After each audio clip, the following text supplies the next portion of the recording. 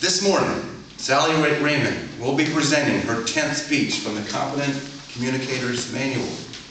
This speech completes this manual, and she will now be eligible for the Competent Toastmaster Award. After a little more than a year in Toastmasters, Sally has come a long way where she started. During her first speech, she nearly walked away and never came back. However, thanks to the Toastmasters program, she has made great progress. Last winter, she competed in both the International Speech Competition and the Evaluators Competition. Today's presentation is an inspirational speech. Don't get stuck up a tree.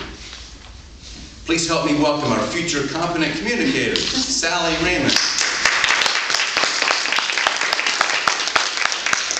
Thank you, Patrick. Thank you so much.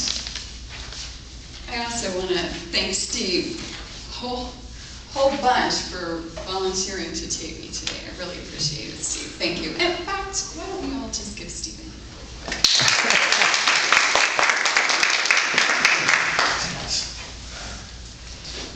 Fellow Toastmasters and special guests, have you ever had a really, really scary nightmare? Anybody? Well. It's really, okay. One person had a nightmare. Come on, you're brave if you've had a nightmare.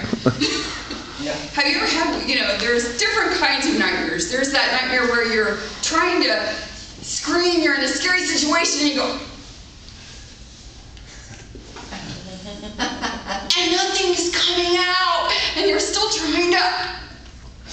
And then there's the other dream where you're being chased, or you're scared and you're trying to run, and you're going and you're going and you're moving your arms like this, and your feet are just not moving. The feet aren't moving. I have to tell you a story about a time when I had a really, really terrifying, scary nightmare. It started in the woods, and I was being chased by the biggest, hairiest, ugliest, fastest bear. And I'm running, and I am moving, but I'm not moving fast enough because he is huge, and he's coming at me like this. And he's got those claws, and he's like clawing at me, and I can feel the claws in my back, and I'm going like this in my sleep. I know I am. It's terrifying. So finally, on the horizon, I see a tree. And I start running for the tree, and I'm climbing up the tree as fast as I can. And I look down, and the bear is at the bottom of the tree. He's going, the bottom of the tree. And I finally get to the top, and I'm paralyzed. I'm so afraid. I'm full of the emotion of fear. Now just take a moment. What is fear?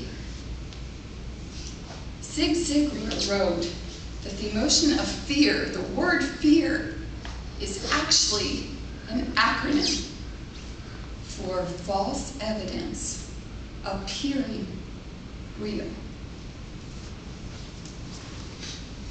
When I thought about that, I thought about the multi-millionaire Chris Gardner. I don't know if you're familiar with him, but anyway, he had a dream of becoming a stockbroker. He dreamed big. Stockbrokers, when he asked, made $80,000 a month. That was his dream. But Chris Gardner faced an abusive childhood. He faced homelessness. He faced extreme poverty. He had no education, no connections. He didn't even have a family to rely on. And he was competing at Dean Witter up against people who had their MBAs, who had the connections, and who also had an education. How could he even think that he could compete? But he had this dream, and he had this desire. He could have said, as most of us do, when we're stuck up in that tree of fear, if I were him, I would have said, what am I doing? Have I lost my mind? I can't get this job. There was only one job to be had. I can't get this job. What? I need a job. I need day job. I don't need this dream, I need a paycheck. How many of us would have said that in that situation? I would have, but he didn't. And Chris Gardner is a multimillionaire. He's the inspiration for the movie, The Pursuit of Happiness. If you've seen it, it's a great movie, I recommend it. So that's what fear does to us. So now, going back to being stuck up in my little tree, my heart is pounding so hard. I can't catch my breath. I'm just so paralyzed with fear about this bear down at the bottom, and he's like climbing up the tree. He is going to get me and eat me. And then I thought, wait a minute. This is a dream. This isn't just any dream. This is my dream. This is my dream, and I'm letting this bear at the bottom scare the wits out of me. So in that instance, I decided to play movie director in my own head. I said, cut! Stop. Everything stop. We're going to do this again. We're going to do it differently. So in there, enter scene 2. Take 2. Take 2, the bear is on the ground, and I have decided that I am not only going to not have him chase me, I've decided I'm going to chase him. So that's what I did.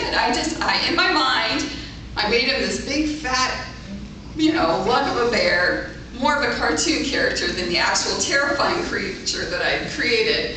So I go and I chase him up the tree, his old bumbly self up that tree.